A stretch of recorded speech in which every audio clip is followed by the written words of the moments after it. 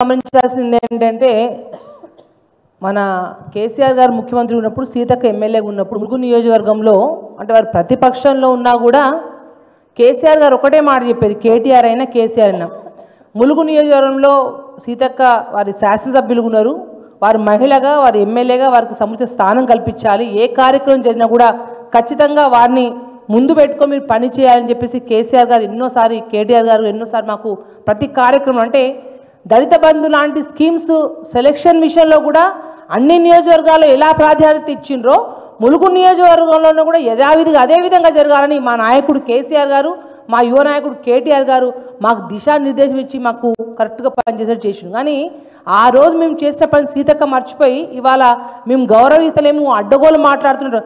కేటీఆర్ గారు ఎప్పుడు కనపడ్డా కూడా కడుపు నిండా సీతక్క అని పిలిచి మాట్లాడే వ్యక్తి కేటీఆర్ గారు. ఆ విషయాన్ని ఒకసారి మీరు జ్ఞాపకం చేసుకోవాలని మేము మందలిస్తూ ఉన్నాం.